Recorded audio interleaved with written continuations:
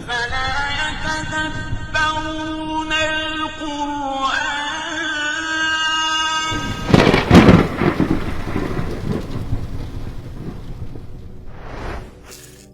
In just a few words, Allah strikes a powerful example that sums up the reality of life. He says that this life is like the example of rain that falls and causes plants to grow to the delight of the planters. But later, the plants dry up and you see them turn yellow, then they are reduced to debris. The Quran, chapter 57, verse 20. At first glance, this might sound like a basic analogy, but simply by reflecting on it, we have the potential to fully transform the way we see life. So, let's reflect.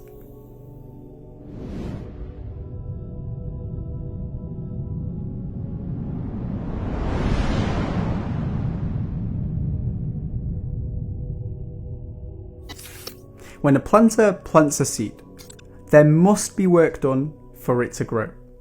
This includes things like looking after the soil, watering it, and making sure it doesn't get infested. Despite doing all this work, the planter has no idea if the seed will actually grow. It could be damaged, for example, or an animal could eat it, or the soil might not have the right conditions. Yet the planter must do the work, despite these worries, because that is the only chance he has to see the seed grow. Now imagine a planter wakes up one morning after weeks of hard work and notices that his seed finally sprouted. Just imagine the happiness, the excitement, the satisfaction. After all that hard work and worry and patience, he can finally see the fruits of his labour. Day after day, the planter nurtures the plant and it grows and grows and grows, and the excitement starts to fade. The planter stops caring for it like he once did.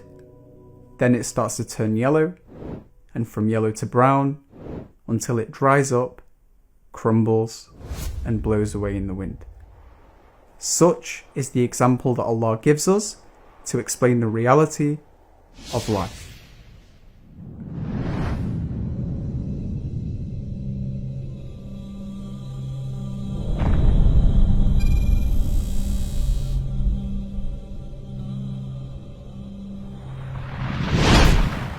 You see, my life and your life is like a seedbed. As we live our lives, we plant seed after seed after seed. What I'm saying is that life is just a number of goals that we set ourselves and work towards. Some goals we never reach and the seed never grows. But some goals we do reach and the seed sprouts. But like with any seed that sprouts, the plant must eventually turn yellow and crumble. For example, we study year after year, hoping to graduate, not knowing if we'll ever make it. After studying all this time and doing test after test that stressed you out day and night, the seed sprouts and you finally get the news that you are graduating. Think of the happiness. All of that stress and hard work has finally paid off. On graduation day, you take pictures, you celebrate, you frame your certificate. But then after some time, your entire graduation becomes a faint memory. Now, you walk past your certificate and you don't even notice it. What happened? Your graduation turned yellow. A lot of us aspire to be rich, thinking that money is the pinnacle of success. We wake up every day striving for a promotion at work, striving for a breakthrough in our business, dreaming about what we will do with that money. But in reality, after the seed sprouts and grows, you realize that financial freedom is not the source of true happiness or satisfaction. That money you devoted all your time and effort to has now let you down and turned yellow. Do you see the common pattern? When we set ourselves goals in life, we somehow think that achieving them will give us lasting happiness and satisfaction. We desire the best phone, 1 million followers, a beautiful spouse, our dream car, the best clothes, thinking that these things will result in the perfect life. But when we get these things and realize they've gone yellow, we plant another seed and the cycle repeats. Once I study, I'll graduate. Then I'll look for my first job. Then I'll get a promotion. Then I'll get rich. Then I'll marry the person of my dreams. Then I'll have kids. Then I'll raise them. But then what? We somehow trick ourselves into thinking that having these things is the perfect life. But the reality is, there is no such thing as the perfect life. These very people you think have it all and are satisfied also want more for themselves, just like me and you.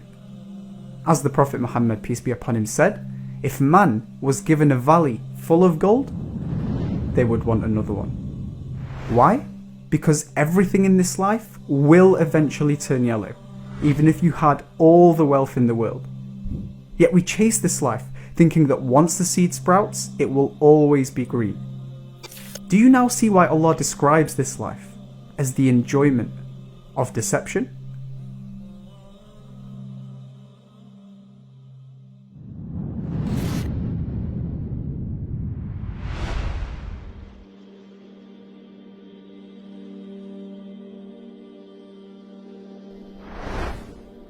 You see, the beauty of the Quran is that Allah never gives us the lock without the key.